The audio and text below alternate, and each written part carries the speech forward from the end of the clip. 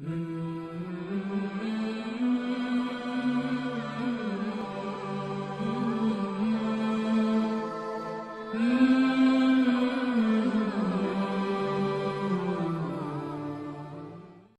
আলাইহিস সালাতু ওয়াস সালাম সারা পৃথিবীর বাদশা আল্লাহ তাকে বানায়া দিলেন। সুবহানাল্লাহ। এমন বাদশা বানাইছেন, মানুষের পাশাপাশি জিন পাখি যারা আছে তাদের উপরও রাজত্ব আর কর্তৃত্ব আল্লাহ সুলাইমান নবীকে দিয়ে দিচ্ছে। শুধু তাই না, পাখিরা কি বলবে, তারা কি জানতে চায়, তাদের কি দরকার প্রয়োজন ইত্যাদি বলার জন্য সুলাইমান নবীর কাছে যেন পাখিরাও তাদের আবদার, তাদের কথাবার্তা পেশ করতে পারে, এই জন্য সুলাইমান নবীকে আল্লাহ পাখির ভাষা শিক্ষা দিচ্ছে। وقال يا أيها الناس علمنا منطق الطير। সুলাইমান নবী বললেন, উল্লিমনা, আমাদেরকে শিক্ষা দেওয়া হয়েছে মান্তিকাত তাইর, পাখির ভাষা। ওয়া উতিনা মিন কুল্লি শাই, আমাদেরকে দেওয়া হয়েছে মিন কুল্লি শাই, সব রকমের নাজ নেয়ামত। এখন এই যে সুলাইমান নবীকে পাখির ভাষা শিক্ষা দেওয়া হয়েছে, আমার সাথে সবাই দুইটা বাংলা বলবেন। বলেন প্রতীকী, বলেন বলেন প্রতীকী।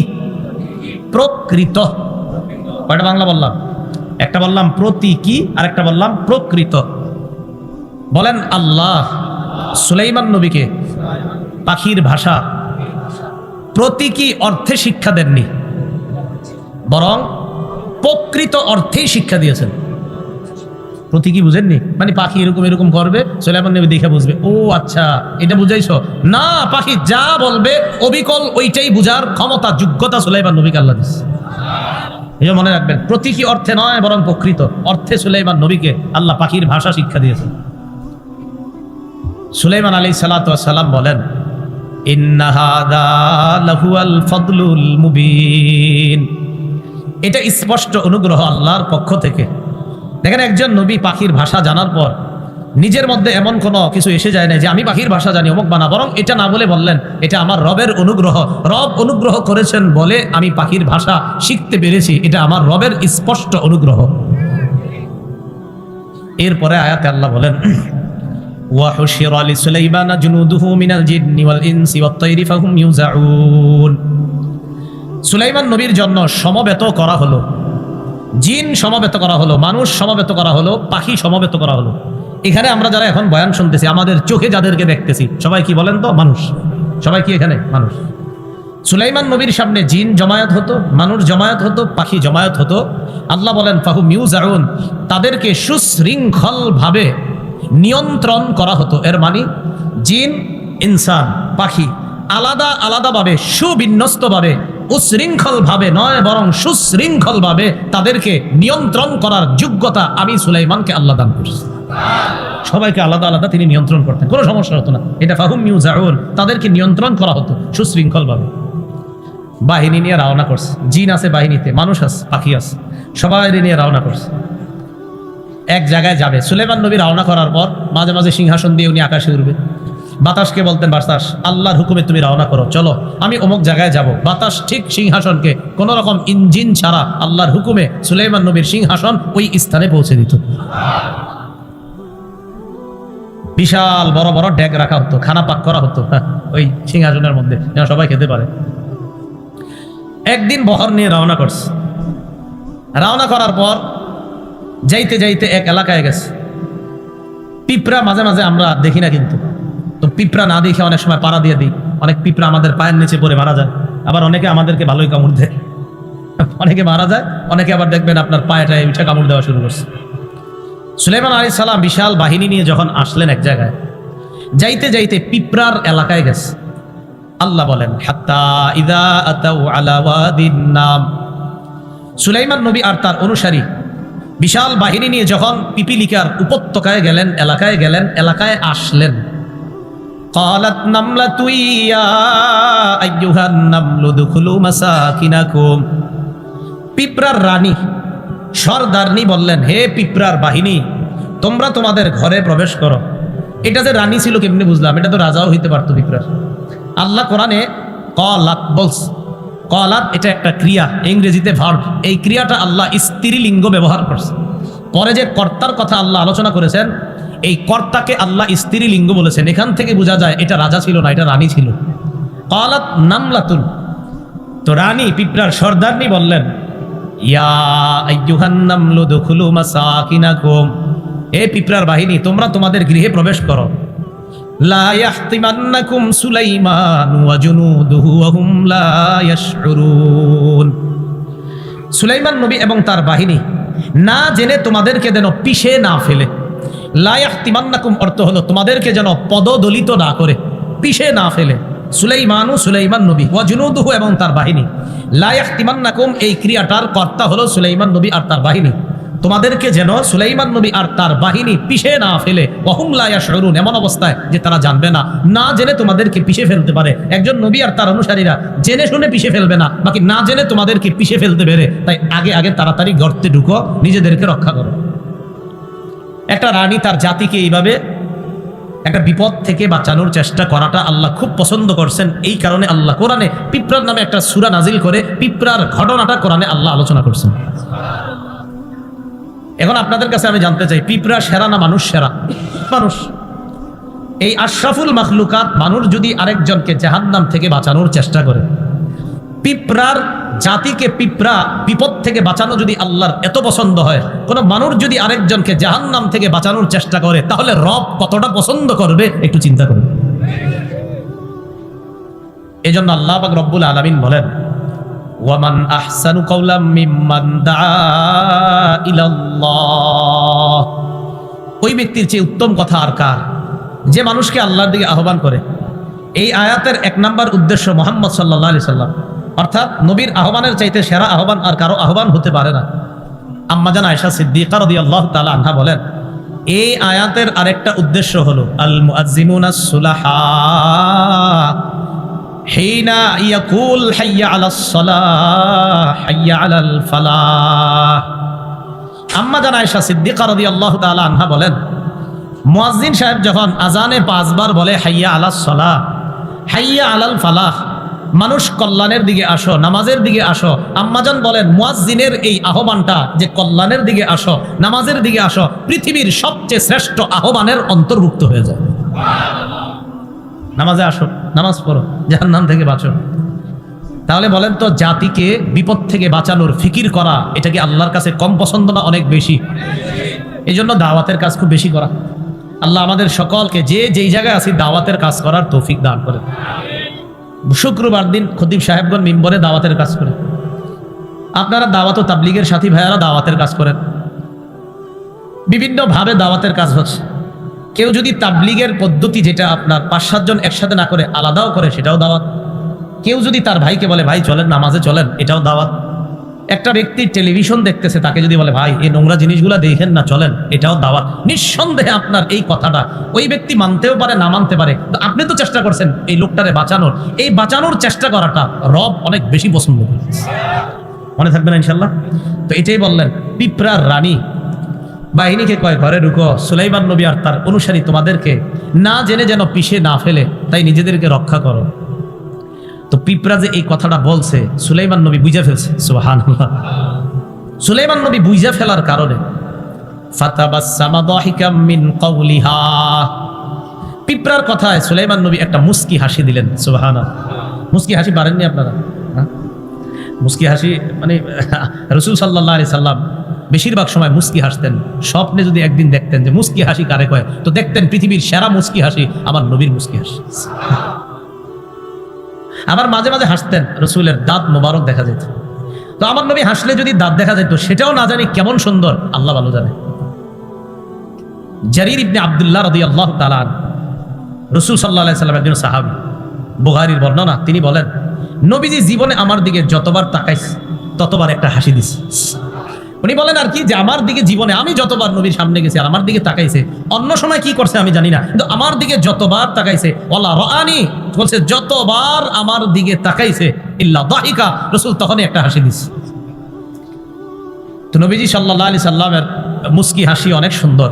আবার মাঝে মাঝে হাসতেন, হাসতে হাসতে রাসূল সাল্লাল্লাহু আলাইহি সাল্লামের মারির দাঁত পর্যন্ত, সামনের দাঁতও মাঝে মাঝে দেখা যাইতো। তো আমি মাঝে মাঝে বলি নবীর মুস্কি হাসিটাও পৃথিবীর সেরা মুস্কি হাসি, রাসূলের হাসিতে যদি দাঁত দেখা যায় সেটাও পৃথিবীর শ্রেষ্ঠ হাসি। সুলাইমান নবী একটা মুস্কি হাসি দিয়েছে কেন? যে পিঁপড়া তার জাতিরে কয় তাড়াতাড়ি ঢুকো করতে, সুলাইমান নবী আর তার অনুসারীরা পায়ের নিচে ফালাইতে পারে। হাসি দেওয়ার পর সুলাইমান আলাইহিস সালাম বললেন, وقال ربي أوزعني أن أشكر نعمتك التي أنعمت علي وعلى والدي وأن أعمل صالحا ترضاه।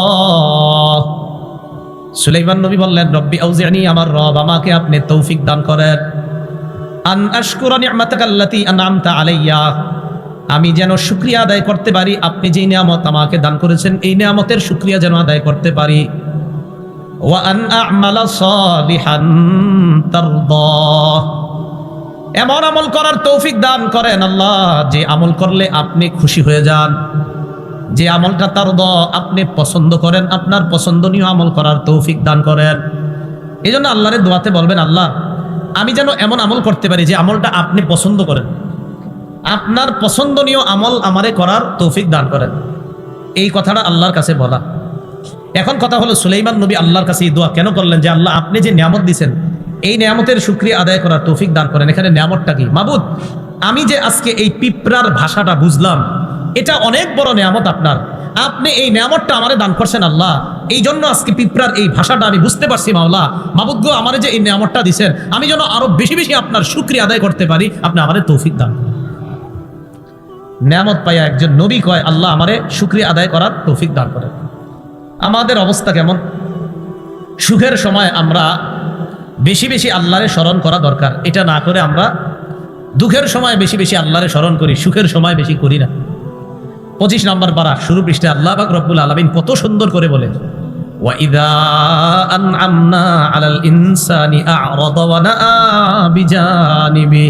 সূরা হামিম আস-সাজদা 51 নম্বর আয়াত। আল্লাহ বলেন, ওয়া ইযা আনআমনা আলাল ইনসান, আমি যখন মানুষকে নিয়ামত দান করি, আ'রাদা, মানুষ আমার থেকে মুখ ফিরিয়ে নেয়, ওয়া নাআ বিজানিবি, মানুষ পাশ কেটে চলে, আমার থেকে মুখ ফিরিয়ে নেয়।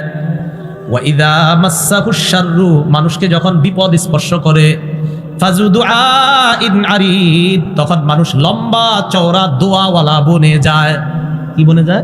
লম্বা চওড়া দোয়াওয়ালা। সত্যি কথাই তো, হঠাৎ যাই হুজুরের কোন হুজুরটা দোয়া করাই তুমি তাড়াতাড়ি ঘরে চলেন কেন কর? এই কারণেই কিন্তু আপনি মাঝে মাঝে হঠাৎ তাড়াতাড়ি চলেন, কি হয়েছে? আপনার আব্বাই এতদিন নামাজ পড়তো না, এখন আপনার মনে পড়ছে এনার জন্য একটু দোয়া করা দরকার। আল্লাহ কয়, মানুষ এমন, ওরে নিয়ামত দিলে ও আমার থেকে পাশ কাটায় চলে, আমারে পাশ ফিরে চলে, আমার থেকে মুখ ফিরে নেয়, বিপদ স্পর্শ করে আমার কাছে লম্বা চওড়া দোয়া করে, আল্লাহ এটা করেন এটা করেন। অথচ আল্লাহ বলেন, আমি নিয়ামত দিলে তুমি আমারে একটু স্মরণ করো না, আমার দিকে তাকান, উনি আমার জন্য কিছু পাঠাইলে 100 বার তার নাম নেই, লোকটা অনেক ভালো জানেন, আমার এটা দিছে সেটা দিছে। আমার রব বলতেছে, একটা মানুষ তোমারে কিছু দিলে এত প্রশংসা করো, এই সুন্দর 2টা চোখ যে দিলাম একবারও কি আমার তোমার মনে পড়ে নাই? একটু চোখের দিকে তাকান, একটা চোখ যার নাই, তো চিন্তা করেন যে রব যে এত সুন্দর 2টা নিয়ামত দিল আমারে দেখার মতো। পায়ের দিকে তাকান, আর একটা মানুষ একা হাঁটতেছে, একটা পাও তার ন্যাংরা, আপনি সুস্থ আছেন। আল্লাহ কয়, বান্দা মানুষ তোমারে কিছু দিলে এতবার তার নাম বলো, আর আমি কত নিয়ামত দেই, আমার নামটা একটাবার তোমার মুখে আসে না।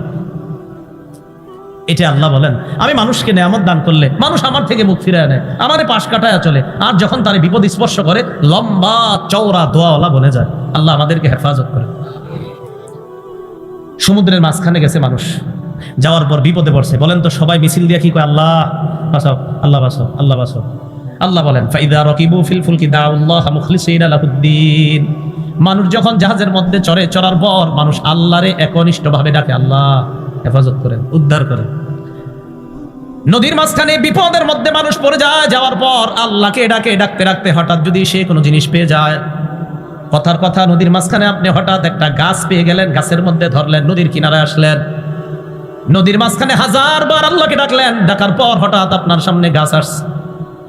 নদীর কিনারে আসার পর মানুষ কয়, কেমনে উদ্ধার হইলা তুমি? সবাই মারা গেল, তুমি বাঁচলা কেমনে? কয়, গাছের কারণ। আল্লাহ বলে, নদীর মাঝখানে এতবার ডাকলা, আশেপাশে কোথাও কোনো কুল কিনারা দেখা যায় না, একটা গাছও নাই, তোমার মাথায় আসে নাই গাছটা কোত্থেকে আসছে, এইখানে গাছ দিল কে? এটা তোমার মাথায় একবারও আসলো না, কিনারায় গিয়েই তুমি বললা গাছ, আমারে ভুলে গেলা।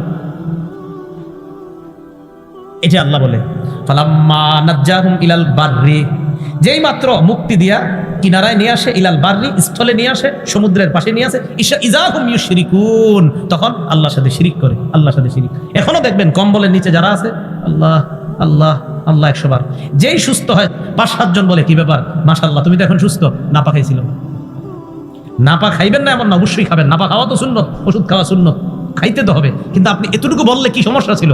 আল্লাহর নামে নাপা খেয়েছিলাম, ডাক্তার বলছে নাপা খাইতে, আল্লাহর রহমতে নাপা খাইছিলাম, আলহামদুলিল্লাহ সুস্থ হয়ে গেছে। আরে দুইজনের ডাক্তার একই রিপোর্ট দিছে, একই সমস্যা বলছে, দোনোজনের একই ট্যাবলেট দিছে, উনি অসুস্থ আছে, আমি সুস্থ হয়ে গেছি। তো কেন বুঝেন না? ওনার ট্যাবলেটে আল্লাহর হুকুম ছিল না, আমারটা আল্লাহর হুকুম ছিল। বুঝাইতে চাইলাম আমাদের কথাগুলো কেন এমন হয়। তাহলে বলেন যে ভাই আলহামদুলিল্লাহ মাশাআল্লাহ তুমি তো সুস্থ। হ্যাঁ জি আলহামদুলিল্লাহ সুস্থ। কি ওষুধ খেয়েছিলা? খাইছি, ওই আল্লাহর নামে একটা নাপা খাইছিলাম। আল্লাহর নামটা নিতে কেন আপনার বাধা? অথচ আপনি লেপের নিচে কতবার ডাকছেন আল্লাহ আল্লাহ আল্লাহ, কত কুয়াইছেন আপনি। বুঝাইতে চাইলাম আল্লাহ বলে বান্দারে আমি নিয়ামত দিলে ও আমারে পাশ কাটায় চলে, আর যখন ওর বিপদ স্পর্শ করে ও আমারে এত ডাকা ডাকে। অথচ উচিত ছিল ও যখন সুখের অবস্থায় আছে তখন আমারে বেশি ডাকা, কারণ সুখের অবস্থায় যখন আমারে ডাকতো তো আমি বুঝতাম যে না, ও আমার নিয়ামতে আমারে ভুলে যায় নাই। তিনটা জিনিস অর্জন করলে দুনিয়ার সব সফলতা আপনার কাছে আসবে। কয়টা? সালাসুন ইউদরিকু বিহিন্নাল আবদু রাগাইবাদ দুনিয়া। তিন জিনিস অর্জন করলে মানুষ দুনিয়ার সমস্ত সুখ শান্তি অর্জন করতে পারবে। এক নাম্বার আদ-দুআউ ফির রাখা, সুখের সময় বেশি বেশি আল্লাহরে ডাকা, সুখের সময় বেশি বেশি আল্লাহকে ডাকা। দুই নাম্বার আস-সাবরু ফিল বালা, বিপদে ধৈর্য ধারণ করা। তিন নাম্বার আর-রিজা বিল কাযা, আল্লাহর ফয়সালা মেনে নেওয়া। এক নাম্বার সুখের সময় বেশি বেশি দোয়া করা, দুই নাম্বার বিপদে ধৈর্য ধারণ করা, তিন নাম্বার আল্লাহ যা ফয়সালা করছে এটা মেনে নেওয়া। তাহলে আজকে থেকে আমরা শিখলাম অসুস্থ হইলে বেশি আল্লাহরে ডাকবো না, সুস্থ অবস্থায় বেশি আল্লাহরে ডাকবো। বলেন সুখের সময় বেশি, যে না আলহামদুলিল্লাহ আল্লাহ খুব ভালো রাখছে, এই জন্য আল্লাহকে তখন বেশি ডাকা। কারণ যে আমার বান্দারে আমি নিয়ামতে রাখছি, আমার বান্দা আমারে ভুলে না, ওরে আমি নিয়ামত দেই, ও আমার কথাই বলে। মনে থাকবেন ইনশাআল্লাহ। এরপর আল্লাহ পাক রব্বুল আলামিন বলেন, সুলাইমান আলাইহিস সালাতু ওয়াস সালাম আল্লাহর কাছে বলতেছে ওয়াদখিলনি বিরহমাতিকা ফি ইবাদিকাস সলিহিন, আল্লাহ আপনি আপন রহমতে আপনার নেক বান্দাদের অন্তর্ভুক্ত আমারে বানায়া দেন, আপনার নেক বান্দাদের অন্তর্ভুক্ত আমাকে বানায়া দেন, তাদের মধ্যে আমারে প্রবেশ করায়া দেন। একজন নবী নেককার, এতে কারো সন্দেহ আছে কোনো? এরপরেও তিনি দোয়া করতেছে আল্লাহ আপনার নেক বান্দাদের অন্তর্ভুক্ত আমারে বানায়া দেন। কি শিক্ষা এখান থেকে? আমি যত বড় হয়ে যাই না কেন আল্লাহর সামনে ছোট। আল্লাহ আল্লাহ আমি কি নাজাত পাবো? আল্লাহ দেখতে তো মনে হচ্ছে আমি একক তো নামাজও ছাড়ি না, আল্লাহ আমি তো তাহাজ্জুদ মিস দেই না, আল্লাহ আমি তো রমজানের একটা রোজাও ছাড়ি না। ও মাবুদ আপনার রহমত আমার সাথে থাকবে তো? এই টেনশনে থাকা সুলাইমান নবী হওয়ার পরেও বলতেছে আল্লাহ আপনার আপন রহমতে নেক বান্দাদের অন্তর্ভুক্ত আমারে বানায় দিন। সাহাবীরা নবীজির প্রশ্ন করলেন, নবীজি বললেন এই শোনো আল্লাহর রহমত ছাড়া জান্নাত পাবা না। সাহাবীরা কয় ওয়ালা আনতা ইয়া রাসূলুল্লাহ, হুজুর আপনিও না? নবীজি বললেন ওয়ালা আনা ইল্লা আইয়াতাগাম্মাদানি আল্লাহু বিরহমা, আল্লাহর রহমত আমারে যদি না ঢাকে আমিও জান্নাতে যেতে পারবো না। নবীজি বলতেছে। তাহলে বলেন তো আমি যত বড় হয়ে যাই না কেন, যাই হোক আমার উপাধি 100টা থাকুক, আমার রহমত প্রয়োজন। কার রহমত? এটাই সুলাইমান নবী আমাদেরকে শিখিয়ে দিলেন। এখন বহর নিয়ে চলতেছে, সামনে যাইতেছে, যাইতে যাইতে এক জায়গায় গিয়া পানির দরকার সুলাইমান নবীর। পানি নাই। কোথায় পাখি? কোথায় যার দায়িত্বে পানি খোঁজা? একটা পাখি, ওর নাম হুদহুদ। ওর দায়িত্ব ছিল কোথাও গেলে পানি তালাশ করা। আল্লাহ ওরে এমন যোগ্যতা দিছে, উপরের জিনিস বেশি ভালো দেখতো না, মাটির নিচে কি আছে সেটা আল্লাহ তারে খুব সুন্দরভাবে দেখার তৌফিক দিয়েছিল। এটাই আল্লাহর কুদরত। আব্দুল্লাহ ইবনে আব্বাস বলেন এই হুদহুদ পাখি এক আজীব পাখি। দুনিয়াতে কেউ জাল বিছায় রাখলে ওই জালে সে আটকে যেত, কারণ সে ভালো করে দেখতো না আমার সামনে বিপদ। কিন্তু মাটি এইভাবে দেওয়া, মাটি দেওয়া, মাটির নিচে 1.5 হাত পরিমাণ নিচে যদি কেঁচু আছে না, ওই যে আরে কেঁচু চিনেন নি, যাই হোক ওই যে যেগুলো এরকম সাপের মতো, এইগুলা সে 1.5 হাত নিচে থাকলো উপর থেকে বলেই তো পারতো। আল্লাহ তাকে এই ক্ষমতাটা দান করছে। সুলাইমান আলাইহিস সালামের পানির দরকার। কোথায়? হুদহুদ কোথায়? ওয়াতাফাক্কাদাত তায়রা ফাকালা মা লিয়া লা আরাল হুদহুদা আম কানা মিনাল গায়িবিন। পাখিদেরকে তল্লাশি চালাইলেন। সুলাইমান নবী বললেন মা লিয়া লা আরাল হুদহুদা আম কানা মিনাল গায়িবিন, কি ব্যাপার আমি হুদহুদ পাখিকে দেখছি না কেন? নাকি সে অনুপস্থিতের অন্তর্ভুক্ত, পালিয়েছে কিনা, অনুপস্থিত কিনা? সুলাইমান নবী জানিয়ে দিলেন পাখিকে যেখানে দেখবা তোমরা জানায়া দিবা লাউআযিবান্নাহু আযাবান শাদীদা আও লাআযবাহান্নাহু আও লায়াতিয়ান্নি বিসুলতানিম মুবিন। পাখিকে বলবা আমি তাকে কঠিন শাস্তি দিব, আও লাআযবাহান্না অথবা আমি তারে জবাই করব। তাকে জানায়া দিবা আমি তারে শাস্তি দিব অথবা জবাই করব, এই দুইটার একটা করব। হ্যাঁ আরেকটা সুযোগ আছে তার, আউলায়াতিয়ান্নি বিসুলতানিম মুবিন, সে যদি কোনো নির্দিষ্ট প্রমাণ পেশ করতে পারে, কোনো অপরাধ করে নাই, যদি এরকম নিরপরাধ নিজের প্রমাণ করতে পারে, বাকি নির্দিষ্ট প্রমাণ দিয়ে প্রমাণ করতে যদি পারে, সে যদি আমার কাছে আনতে পারে কোনো স্পষ্ট প্রমাণ, যেই প্রমাণে গবেষণায় প্রমাণিত হয় যদি না আসলে সে অপরাধী না, তাহলে তারে ক্ষমা করব। অন্যথায় যদি অপরাধী সাব্যস্ত হয় আমি তাকে জবাই করব অথবা কঠিন শাস্তি দিব, এটা জানায় দিব। হুদুদ এক এলাকায় গিয়া আপনার জালে আটকায় গেছিল। সেখান থেকে কোনো মতে ওই এলাকায় ঘুইরা টুইরা কিছু আজীব দৃশ্য দেখে আসছে। উপরে পাখিদের সাথে সাক্ষাৎ, অন্যান্য দোস্তদের সাথে সাক্ষাৎ। এরা বলতেছে খবর আছে কি হইছে? সুলাইমান নবী বলছে তোমারে জবাই করবে অথবা তোমারে কঠিন শাস্তি দিবে। ওই পাখি বলতেছে ইবনে কাসিরে সুন্দর কথা আছে, কয় ইস্তেসনা করছেন। ইস্তেসনা মানে হলো কয় জবাই করবে অথবা আমারে শাস্তি দিবে, এটাই ফাইনাল না আরো কিছু আছে? হ্যাঁ আরেকটা আছে। কয় কি? একটা চান্স আছে তোমার। কি চান্স? তুমি যদি অপরাধ করো নাই বলে স্পষ্ট কোনো প্রমাণ পেশ করতে পারো তাহলে তোমার শাস্তি দিবে না। হুদুদ কয় তাহলে আর চিন্তার কোনো কারণ নাই, তোমরা টেনশন করো না। শুধু শুধু সুলাইমান আলাইহিস সালামের কাছে গেছে। আছে লম্বা আলোচনা, এখানে আনফির পাখিরও কথা আছে একটা, ওইদিকে যাচ্ছি না। কি হলো বৃষ্টি? আচ্ছা না, হ্যাঁ। সুলাইমান আলাইহিস সালামের কাছে পাখি আসছে। আসার পর বললেন কি ঘটনা, কি কোথায় ছিল? এখন পাখি আইসা সুলাইমান আলাইহিস সালামকে বলতেছে فمكث غير بعيد فقال أحطت بما لم تحط به وجئتك من سبأ بنبأ يقين। পাখি সুলাইমান নবীর কাছে আসে, আসার পর বলে পয়গম্বর ফামাকাস গায়রা বাঈদ, পাখি বেশি সময় অবস্থান করে নাই, না করে তাড়াতাড়ি নবীর কাছে চলে আসছে। আসার পর কয় আহাত্তু বিমা লাম তুহিত বিহি, আমি এমন বিষয়ে জেনে এসেছি যে বিষয়ে আপনার জানা নাই। সুলাইমান নবীকে সর্বনাশ, কি কয়? আমি এমন জ্ঞান অর্জন করছি যেটা আপনিও জানেন না। তো বলো বলো। ওয়াজিতুকা মিন সাবাইম বিনাবাই ইয়াকিন, আমি সাবা এলাকা থেকে একটা নিশ্চিত সংবাদ আপনার কাছে নিয়ে আসছি। সাবা কোথায়? ইয়ামানের একটা এলাকা, যে এলাকায় কিছু মানুষ বসবাস করত। ওই মানুষগুলারে বলা হতো সাবা, এলাকারে সাবা বলা হতো না। তারা ওই এলাকায় বসবাস করার কারণে ওই এলাকার নামকরণ করা হয়েছে সাবা। আবার বলছি, ইয়ামানের কোনো এলাকার নাম সাবা ছিল না। একদল মানুষ সেখানে বসবাস করত, তাদের নাম ছিল সাবা, ওই গোষ্ঠীর নাম ছিল সাবা। তো তারা ওখানে বসবাস করার কারণে এখন ওই এলাকার নাম হয়ে গেছে সাবা। আরে বুঝছেন নি? আচ্ছা, তো পাখি বলতেছে আমি নিশ্চিত সংবাদ নিয়ে আসছি আপনার কাছে। ওই কি সংবাদ বলো?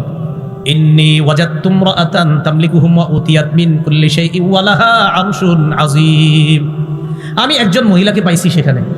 তামলিকুহুম, যেই মহিলা তাদেরকে শাসন করে, তাদের উপর রাজত্ব কায়েম করে, তাদের উপর কর্তৃত্ব ক্ষমতা প্রদর্শন করে, একজন মহিলা পাইছি ওই সাবা গোত্রে। কার কি? ওয়া উতিয়াত মিন কুল্লি শাইইন, ওই মহিলাকে সব নিয়ামত দেওয়া হয়েছে, মানে তারও কম নাই। ওয়ালাহা আরশুন আযীম, ওই মহিলার বিশাল বড় এক সিংহাসন। সিংহাসনটা কোথায়? মহিলার একটা রাজপ্রাসাদ ছিল। মহিলার নাম তাফসীরের কিতাবে আসছে বিলকিস। কি নাম? তার বিশাল বড় এক রাজপ্রাসাদ। এই রাজপ্রাসাদের পূর্ব দিকে 300টা জানালা, পশ্চিম দিকে 360টা জানালা। এটার উপরে তার বিশাল বড় সিংহাসন। সূর্য যখন ওঠে জানালা দিয়ে আলো যায়, ডুবার সময়ও পশ্চিম দিকে ওই জানালা দিয়ে আলোটা দিয়েই সূর্য তখন ডুবে। মহিলা সূর্য ওঠার সময় সূর্যের পূজা করে, ডুবার সময় সূর্যের পূজা করে। বুঝছেন নি? আচ্ছা, পাখি বলতেছে মহিলারে পাইলাম, তার বিশাল বড় এক সিংহাসন। আর জানেন ভয়ঙ্কর একটা অপরাধ দেখছি তাদের। কয় কি? ওয়াজাতুহা ওয়া কওমাহা ইয়াসজুদুনা লিশ-শামসি মিন দুনিল্লাহ, আমি দেখলাম ওই মহিলা আর তার সম্প্রদায় আল্লাহ ছাড়া সূর্যকে সেজদা দেয়। নাউযুবিল্লাহ। কারে সেজদা দেয়? আমরা কারে সেজদা দেই? এ দিল থেকে বলেন কারে? কিন্তু এছাড়া মাঝে মাঝে আপনারা অন্য জায়গায়ও দেন কেন? হ্যাঁ, কন্ত মুখে আল্লাহ। সাহাবী আল্লাহ রাসূলের সামনে আসছে, আসার পর বলি ইয়া রাসূলুল্লাহ, অমুক এলাকায় গেলাম, যাওয়ার পর ওয়াফাকতুহুম ইয়াসজুদুনা লিমারজুবান, আমি দেখলাম ওই এলাকার মানুষ তাদের নেতারে সেজদা দেয়। নাউযুবিল্লাহ। ফাকুলতু ফি নাফসি আনতা আহাক্কু আন নাসজুদা লাক, আমি মনে মনে বললাম আপনাকেই তো সেজদা দেওয়া বেশি দরকার। নাউযুবিল্লাহ। কারণ পৃথিবীর কোনো মানুষ যদি সেজদা পাওয়ার যোগ্য হয় সেটা আপনি বেশি, এটা সত্যি কথা। পৃথিবীর কোনো মানুষ যদি সেজদা পাওয়ার যোগ্য হতেন তো আল্লাহ রাসূল হতেন। যদি হতেন তো নবীজি আচ্ছা এখন কি করবা কও? এর মানে সাহাবী বলতে যায় হুজুর আমরা সবাই আপনার একটা সেজদা দিব। নবীজি এবার শাসন করে দিলেন, আচ্ছা শোনো তো, তুমি যদি আমার কবরের সামনে দিয়ে যাইতা, রাসূল তখনও কিন্তু পৃথিবীতে, তিনি বলতেছেন তুমি যদি আমার কবরের পাশ দিয়ে অতিক্রম করতা, আকুনতা তাসজুদু লাহ, আমার কবরকে কি তুমি সিজদা করতা? রাসূলুল্লাহ সাল্লাল্লাহু আলাইহি ওয়াসাল্লাম বললেন সাবধান, আমি ইন্তেকালের পর যেখানে দাফন করবা সেটাকেও সিজদা করবা না, আমাকেও সিজদা করবা না। পৃথিবীর শ্রেষ্ঠ মানুষটা, তাকে সিজদা করা হারাম ঘোষণা হয়ে গেল, তিনি যেখানে আছেন শুয়ে সেটাকে সিজদা করাও হারাম ঘোষণা হয়ে গেল। অতএব পৃথিবীর অন্য কোনো ওলি আউলিয়া পীর গাউস কুতুব তাদের কবর বা তাদেরকে সিজদা করা হারাম, শিরিক, কোনো সন্দেহ নেই। রাসূল সাল্লাল্লাহু আলাইহি ওয়াসাল্লামের চেয়ে বড় পীর তো দুনিয়াতে আসবে না। শাইখুল হাদিস আল্লামা মুফতি মুহাদ্দিস আসবে? পৃথিবীতে যত আপনি গুণ লাগাইতে পারেন যে হুজুর মুফতি মুহাদ্দিস শাইখুল হাদিস পীর গাউস কুতুব সব তিনি, তো ওনার চেয়ে বড় কেউ তো আসবে না। তাকে সেজদা দেওয়া হারাম, অতএব অন্য কাউকে সেজদা দেওয়া বিলকুল হারাম। এভাবে সেভাবে ব্যাখ্যা করে অমুক ভাবে তমুক ভাবে কোনোভাবেই সেজদা দেওয়া জায়েজ নাই। যে সেজদা নিবে আর যারা করবে উভয়ে প্রতারক, ইসলামের দুশ্মন, এটাই চূড়ান্তভাবে প্রমাণিত। কথা বুঝে আসছে সবার? তাহলে রানী আর তার অনুসারীরা কারে সেজদা করে? না না না, সূর্য। কারে সেজদা করে? সূর্য। তো পাখি আবার কি কয় সুলাইমান নবীরে, ওয়াজাইয়ানা লাহুমুশ শাইতানু আমালাহুম। পাখি আবার ওয়াজও করে, শয়তান তাদের কর্মটা তাদের সামনে সাজায় দিস। তো শয়তান তাদের কর্ম তাদের সামনে সাজায় দিস। এখান থেকে কি শিখলেন? প্রত্যেকটা আয়াত থেকে কিছু শিখেন, শুধু ঘটনা শুনে না। শয়তান তাদের কর্ম তাদের সামনে সাজায় দিস। প্রিয় ভাইয়েরা, কখনো আপনি টেলিভিশনে একটা সিনেমা নাটক দেখলেন আর বললেন হুজুর ভালো লাগছে, কান্নার্স, ভালো লাগছে কান্নার্স। আচ্ছা, কখনো আপনি কোথাও গিয়ে সিজদা করলেন আর বললেন হুজুর ভালো তো লাগছে। কখনো একটা বেদাতি কর্ম করছেন বা এখনো করবেন বা কিছুদিন পরে করতে পারেন, এই কিছুদিন পরে হ্যাঁ করবেন, অনেকে করবেন। এই বেদাতি কাজ করে আপনি বললেন যে আমার ভালো লাগতেছে। মনে রাখবেন, বেদাতি কর্ম করার পর ভালো লাগা, শিরিক করার পর ভালো লাগা, নাটক সিনেমা বা অশ্লীল কিছু দেখার পর ভালো লাগা, এটা আল্লাহর থেকে ভালো লাগা না। এই ভালো লাগা শয়তান আপনার সামনে করে দিয়েছে। এই যে বলতেছে ওয়াজাইয়ানা লাহুমুশ শাইতানু আমালাহুম, তারা যে সূর্যের সিজদা করে, এই সূর্যের সিজদা করা তাদের এই ভালো লাগাটা এটা শয়তান তাদের সামনে সাজায়া দিয়েছে। হ্যাঁ তোমরা এটা করো, নাউজুবিল্লাহ। ফাসাদ্দাহুম আনিস সাবিলি ফাহুম লা ইয়াহতাদুন, ফলে শয়তান তাদেরকে সঠিক রাস্তা থেকে দূরে রাখে, তারা হেদায়েত পায় না। আল্লাহ আমাদের এই ভাই যারা আছি আমরা এখানে, আল্লাহ এই এলাকা সবাইকে শিরিক করা থেকে, ছোট শিরিক বড় শিরিক যে কোনো শিরিক থেকে আল্লাহ আমাদেরকে হেফাজত করেন। আমরা সিজদা করি একমাত্র কাকে? আল্লাহ। পরের আয়াতটা, সেই আয়াতে আল্লাহ বলছে, আয়াতটা পড়তেছি না, শুধু অনুবাদটা করতেছি, সিজদার আয়াত এটা শেষেরটা, রুজু আসেনি সবার আপনার শেষের আয়াতে এরকম, তারা কেন আল্লাহ সিজদা করে না, যিনি আসমান জমিনের সব খবর বের করেন, যিনি তোমরা যা প্রকাশ করো যা গোপন করো সব জানেন, তিনি হলেন আল্লাহ। ইবাদতের একমাত্র উপযুক্ত তিনি, যিনি আরশে আজিমের রব। সিজদা করার একমাত্র কাউকে যদি করতে হয় তিনি হলেন আল্লাহকে সিজদা করা। সিজদা পাওয়ার একমাত্র যোগ্য আল্লাহ। সূর্য, গাছপালা, তারকা কেউ সিজদা পাওয়ার যোগ্য না, কারণ সবাই আল্লাহর মাখলুক। আল্লাহ হলেন খালেক, সিজদা দিতে হয় খালেককে, মাখলুককে কখনো সিজদা দিতে হয় না। কারণ মাখলুক সিজদা করে খালেকের। মাখলুক কার সিজদা করে? বলেন সূর্য মাখলুক কিনা? আরে সূর্য আল্লাহর সৃষ্টি না, সব মাখলুক, আল্লাহ ছাড়া সবই তো মাখলুক। তো মাখলুক কার সিজদা করে? বলেন খালেকের। বলেন কার? এবার আমার সাথে বলেন মাখলুক। বলেন মাখলুক। মাখলুককে সিজদা করতে পারে না, মাখলুক একমাত্র খালেককে সিজদা করে। মনে থাকবে না ইনশাআল্লাহ? আচ্ছা, তো বক্তব্য শেষ ওই পাখির, যে আমি তো এরকম এরকম দেখছি। আর সুলাইমান নবী বলছে যদি বক্তব্য সঠিক দিতে না পারে খবর আছে। সুলাইমান নবী তো বক্তব্য শুনছেন, সত্যি কথা কিনা এটা তো যাচাই করতে হবে। সুলাইমান নবী বলতেছে, ক্বালা সানানজুরু আসাদাকতা আম কুনতা মিনাল কাযিবিন, আমি দেখব বিষয়টা, তুমি কি সত্য বলছো নাকি তুমি মিথ্যাবাদী, বিষয়টা আমি দেখব। ইযহাব বিকিতাবি হাযা, এই চিঠিটা নিয়ে যাও। একটা চিঠি লেখছে, চিঠিটা নিয়ে যাও।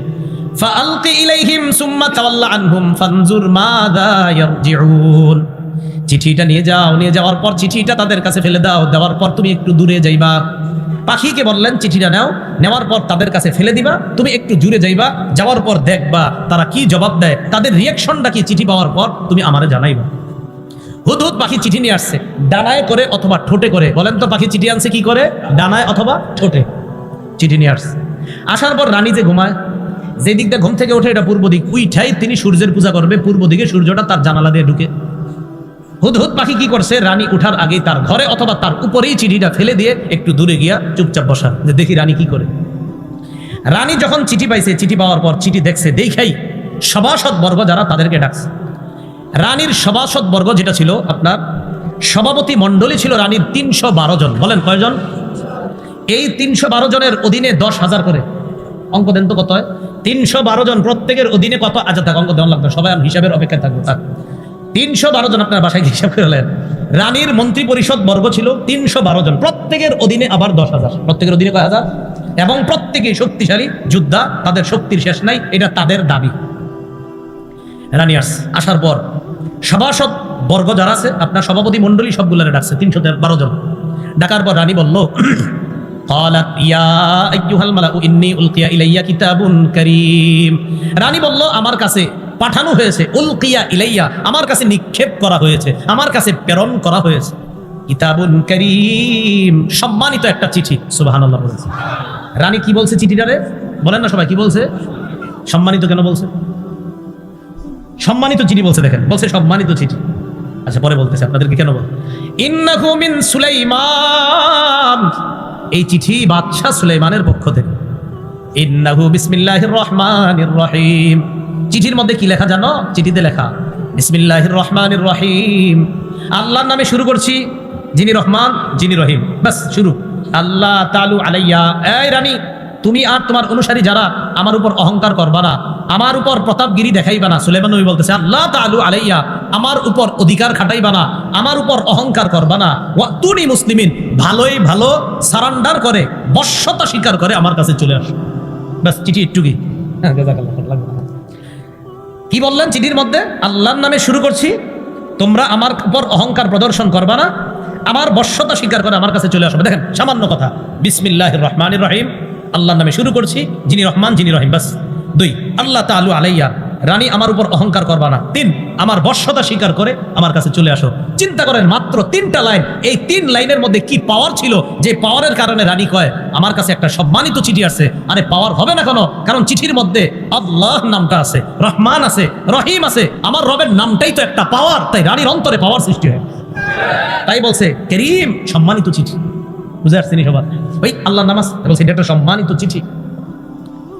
এই কথা বলার পর রানীর সামনে যারা আছে এরা বলতেছে ক্বালু নাহনু, রানী এবার বলতেছে ক্বালাত ইয়া আইয়ুহাল মালাউ আফতুনি ফি আমরি, এখন তোমরা পরামর্শ দাও আমি কি করতে পারি। মা কুনতু কাতিআতান আমরান হাত্তা তাশহাদুন, তোমাদের উপস্থিতি ছাড়া আমি কখনো কোনো বিষয়ের চূড়ান্ত সিদ্ধান্ত নেই না, এখন তোমরাই বলো কি করবে। সামনে যারা আছে এরা কি কয়? ক্বালু নাহনু উলু কুওয়াতি ওয়া উলু বাসিন শাদীদ, আপনি টেনশন করেন না, আমরা শক্তিশালী, আমরা কঠোর যোদ্ধা, শক্তিশালী যোদ্ধা। কথায় অহংকার প্রকাশ পেয়েছে, বলেন নাউজুবিল্লাহ। বাকি তারা আরেকটু ভালো কথা বলছে, বলছে ওয়াল আমরু ইলাইকি, ব্যাপারটা আপনার হাতে ছেড়ে দিলাম। ফানজুরি, আপনি চিন্তা করে দেখেন, মাজা তা'মুরিন, আপনি আমাদেরকে কি আদেশ করবেন, আপনি চিন্তা করে দেখেন, আপনি যা বলবেন আমরা সেটাই শুনবো। রানী কয় শক্তিশালী আর ক্ষমতার কথা বলছো না, এগুলা সব জায়গায় চলে না।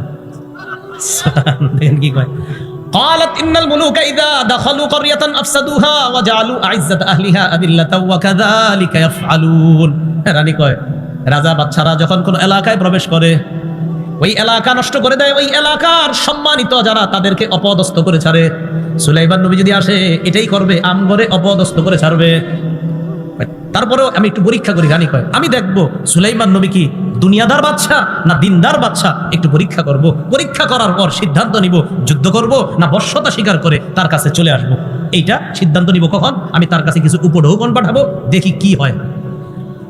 ইন্নী মুরসিলাতুন ইলাইহিম বিহাদিয়াতিন ফানাজিরাতুম বিমা ইয়ারজিউল মুরসালুন, আমি তার কাছে উপঢৌকন পাঠাবো, যাদেরকে দিয়ে পাঠাবো দেখি তারা কি জবাব নিয়ে আসে। উপঢৌকন নিয়ে রানীর দল সুলাইমান নবীর কাছে গেছে। ফালাম্মা জাআ সুলাইমান ক্বালা আতুমিদ্দুনানি বিমাল ফামা আতানি আল্লাহ খায়রুম মিম্মা আতাকুম। সুলাইমান নবীর কাছে গেছে, যাওয়ার পর কয় সুলাইমান আলাইহিস সালাতু ওয়াস সালাম, আমারে সম্পদ দিয়ে সাহায্য করতে চাও?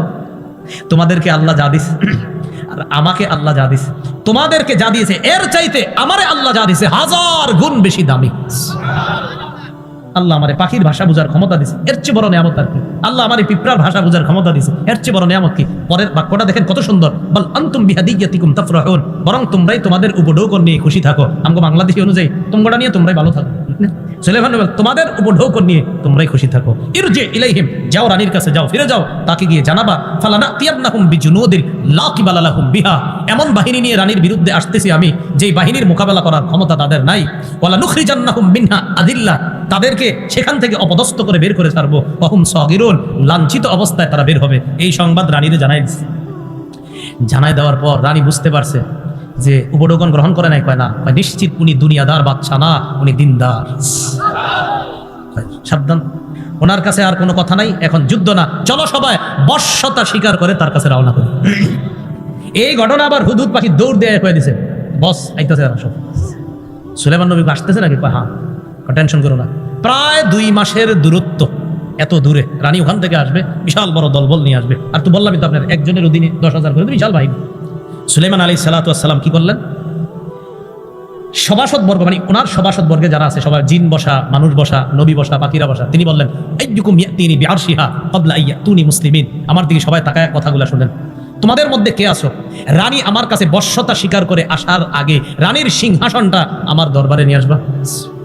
রানীর সিংহাসনটা এখানে নিয়ে আসবা, রানী আইসা দেখুক সিংহাসনটা আর বুঝুক যে আল্লাহ প্রদত্ত কোনো কিছুর ক্ষমতা কি, এটা রানীকে দেখানো দরকার। ক্বালা ইফরিতুম মিনাল জিন, জিনদের মধ্যে বিশাল দেহের অধিকারী শক্তিশালী এক জিন বলল আনা আতিকা বিহি ক্বাবলা আন তাকুমা মিন মাকামিক। একটু এইভাবে ধরে এই নিচে রেখে হ্যাঁ, আপনি দাঁড়ানোর আগে, এই যে দাঁড়াইছেন বসছেন, আপনি আপনার যে বসায় আছেন আপনি দাঁড়ানোর আগে রানীর সিংহাসনটা আপনার কাছে নিয়ে আসবেন। ওয়া ইন্নী আলাইহি লাকাবিয়্যুন আমিন, জিন বলতেছে আর এই ব্যাপারে আমি শক্তিশালী, আমিন আমি বিশ্বস্ত। আচ্ছা জিন শক্তিশালী এটা তো বুঝছি, বিশ্বস্ত বললেন কেন ভালো করে বুঝুন। এখানে জিন বিশ্বস্ত বলা কি দরকার যে আমি আপনার কাছে আপনি উঠার আগেই এই সিংহাসন নিয়ে আসবো, আমি শক্তিশালী বিশ্বস্ত আমানতদার, আমানতদার বলা কি দরকার জিনে? হ্যাঁ দরকার আছে। রানীর সিংহাসনটা স্বর্ণ রূপা হীরা মণি মুক্তা দ্বারা তৈরি করা, তাই জিন বলতেছে সুলাইমান নবী আপনি টেনশন করেন না, এক তো আমি আনতে পারবো,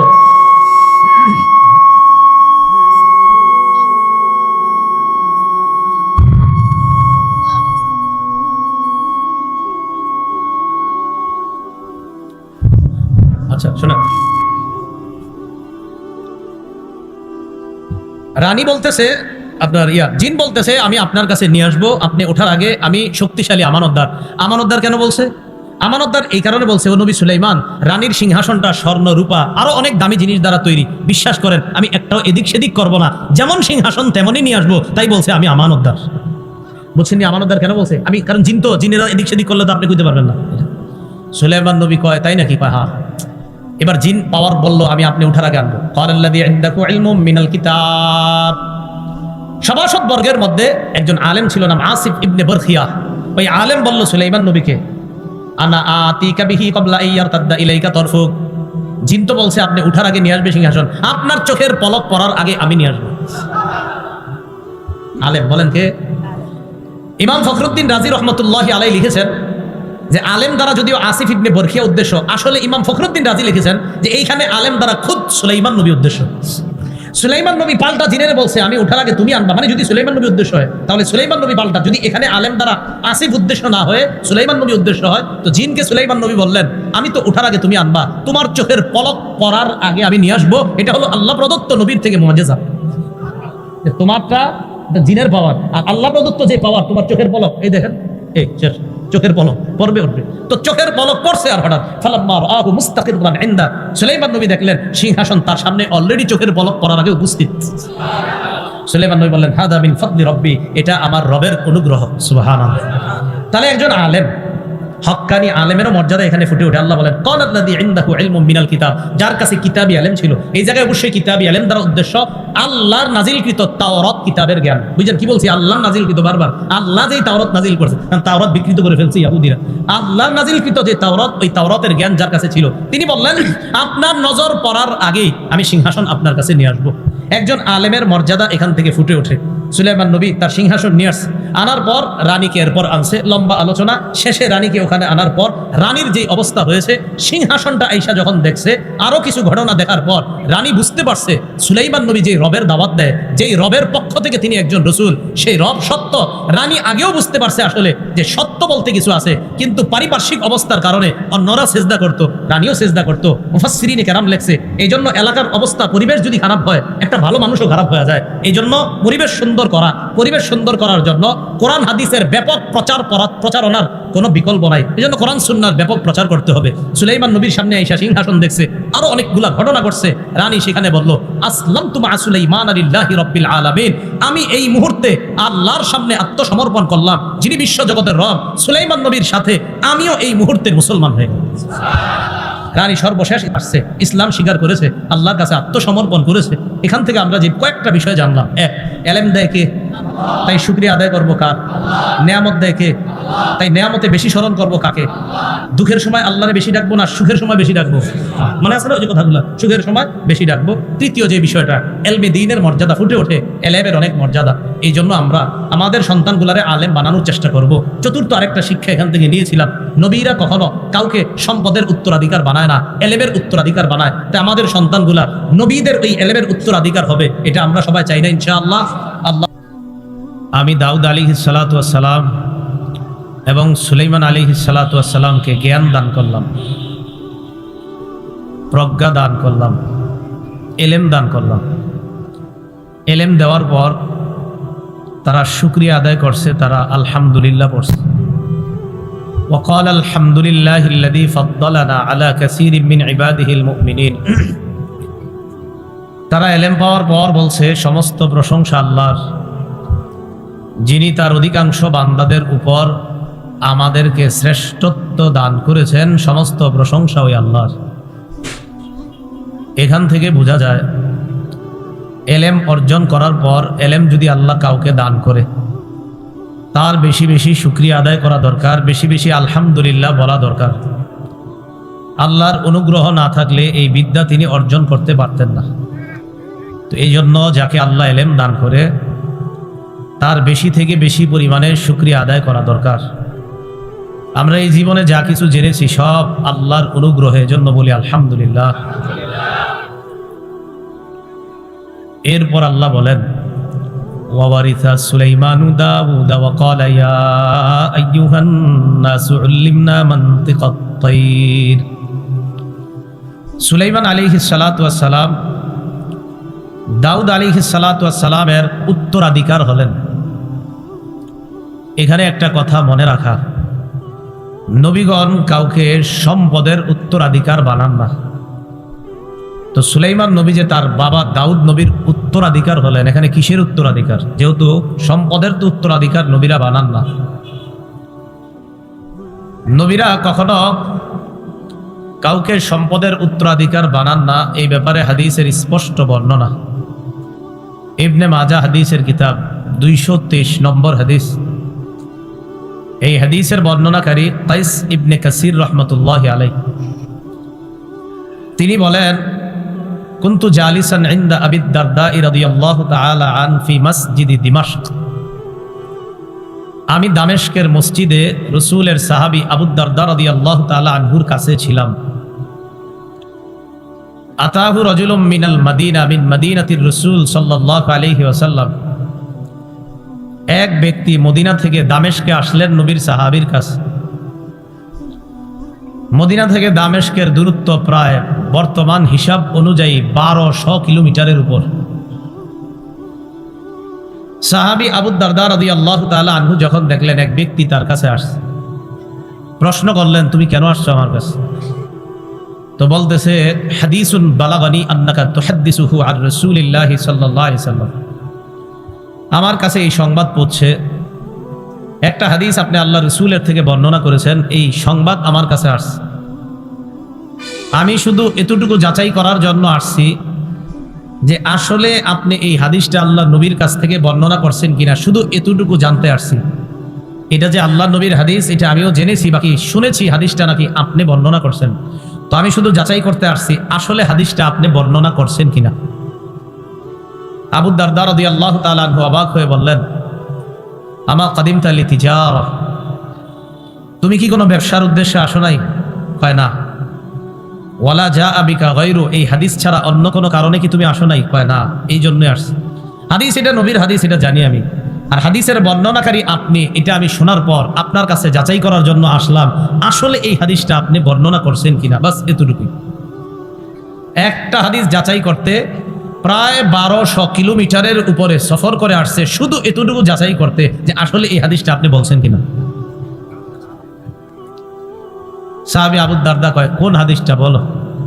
তো বলতেছে রাসূলুল্লাহ সাল্লাল্লাহু আলাইহি সাল্লাম বলেছেন মান সালাকা তরিকান ইয়ালতামিসু ফীহি ইলমা সাখারাল্লাহু লাহু বিহি তরিকান ইলাল জান্নাহ। কেউ যদি ইলম অর্জন করার জন্য রাস্তা অবলম্বন করে, পথ অবলম্বন করে ইলম শিখবে, আপনার সন্তানটা মাদ্রাসায় ভর্তি করানোর জন্য ঘর থেকে বের করে মাদ্রাসার উদ্দেশ্যে রওনা করছেন, বাস রাস্তা ধরছে খালি। নবীজি বলেন এই ব্যক্তিকে আল্লাহ জান্নাতে যাওয়ার রাস্তা সহজ করে দেয়। এই হাদিসটা একটু বড়।